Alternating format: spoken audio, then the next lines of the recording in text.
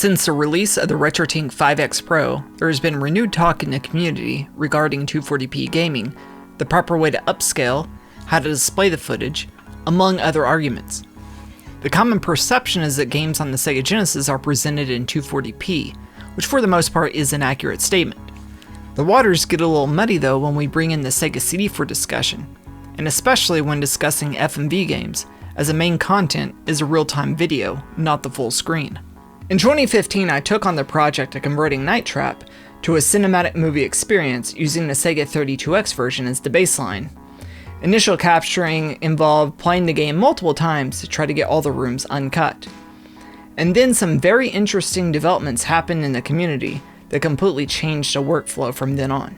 In 2014, the first version of s.c.a.t, or SGA Conversion and Analysis Tool, developed by Paul Jensen, was released to the public. Most Sega CD FMV games have the contents of all the video in a .lib or .bin file, or all the video in individual .bin files, but Digital Pictures use a proprietary codec that results in every video being a .sga file. Mr. Jensen was able to reverse engineer this codec and produced an application that allowed us to be able to convert SGAs to AVIs while maintaining the native frame height, frame rate, and other properties of the files. While working on my initial cut of Night Trap, I was made aware of this tool and essentially scrapped what I was doing and started over fresh, using high-quality extractions from the disc itself. By going through all this, I gained very intimate knowledge of how these discs worked and the quality of the video. Now it's obvious that the video is in a smaller window than the frame, but being able to analyze the actual encrypted video files, we can get a much better understanding of this. The first thing I realized is even though the visual frame height of the game displayed is at 240p, the actual video footage on the initial batch of Digital Pictures releases is at 104p. The second thing is the frame rate on these video clips is at 15 frames per second. And to save disk space, all the video footage is presented in mono sound. To really drive this point on resolution home, I have some captures I made with a RetroTink 5X Pro at 1080p with the input set to fit to frame, just so we can see what the native 240p signal looks in 1080p, but with the frame scooted to the top of the screen. And then I placed picture-in-picture the native file extracted from the disk below it. If you saw my original video discussing FMV being upscaled and the text being hard to read, this is exactly what I'm talking about. Imagine this image being upscaled to 1440p on the Tink and then displayed on a 4K TV. First time, huh, rookie? Hey, listen, I hear they're putting you in with Ghost today. So if you just give me a moment, we can look at a few more examples and we can compare the original disc to the upscaled version from the RetroTink. We both know that, but you must start doing your job. We all have to do our job. I know. Well, help your cousin with that. Yeah, it's about time. Sorry, it didn't dawn on me. Yeah, I'll dawn on you if you don't get on the ball. I'm sorry. Shoot time. I'm Falco. You'll be hearing from me.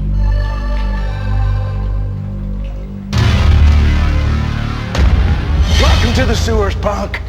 The guy you're replacing, he had that same tough guy smirk on his face that you do, till he hit the wall.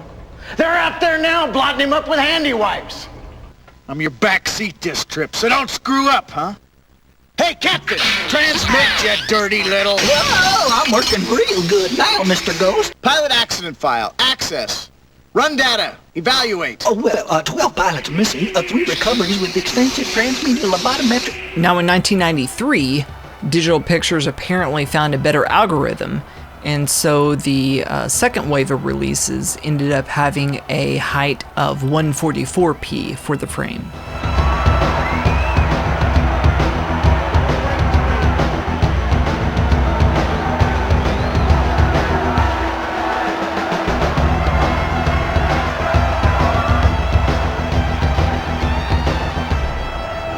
Round! Punk! You're not listening. You are not listening. Sit down. You all right? You all right? Okay, baby? You all right? You comfortable? What the heck do I have to do? We're real glad to see you. And we're running a little pushed on this thing, so try to keep up. This here's Pike. So you're the new tactical expert. Right, hop in. Here we go.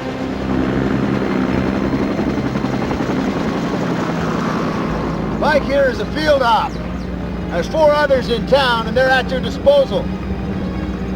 Now what we're up against here is aliens that can take on human form. They could be disguised as townspeople to cover their activities.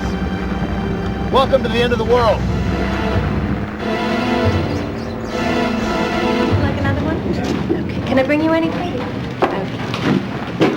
Okay, guys, another round? Another round? Glad you're online. Name's Breen. Been undercover here for over a week. What a dump. Hi, Breen. Hey there.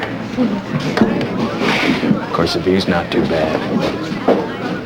So I hope you enjoyed this video. I just wanted to take a moment to put this together to kind of discuss what's going on under the hood with these early digital pictures discs and the FMV technology behind that.